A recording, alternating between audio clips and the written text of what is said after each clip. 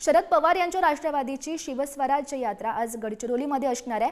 धर्मराव बाबा आत्राम यांच्या कन्या भाग्यश्री यांचा आज पक्ष प्रवेश सुद्धा होणार आहे। अजित पवार यांना आणखी एक हा मोठा धक्का म्हणावा लागेल।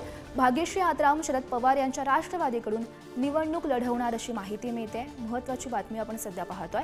अजित पवार यांना हा मोठा धक्का म्हणावा लागेल, कारण भाग्यश्री आत्राम या आज शरद पवार यांच्या राष्ट्रवादीमध्ये पक्ष प्रवेश करणार आहे आणि आज शरद पवार यांची राष्ट्रवादीची शिवस्वराज्य यात्रा गडचिरोलीमध्ये आहे आणि त्याचमध्ये हा पक्षप्रवेश होण्याची सुद्धा शक्यता आहे आणि त्यामुळे अजित पवार यांना हा आणखी एक धक्का बसल्याचं पाहायला मिळतंय।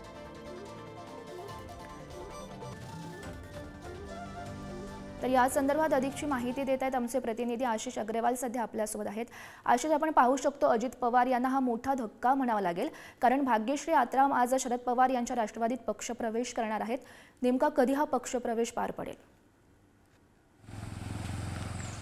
नक्कीच आज भाग्यश्री आत्राम जे आहेत ते त्यांचा राष्ट्रवादी शरद पवार गटामध्ये पक्षप्रवेश होणार आहे।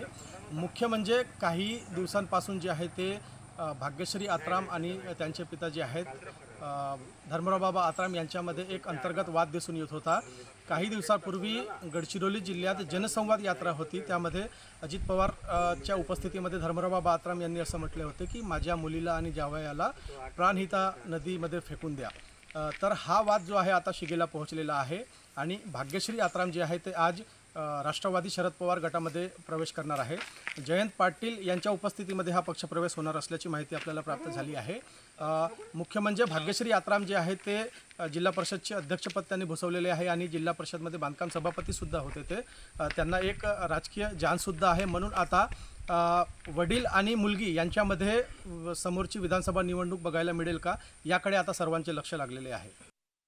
या सर्व घडामोडींवर असंच लक्ष ठेवून राहा। तुर्तास धन्यवाद दिलेल्या सविस्तर माहितीसाठी।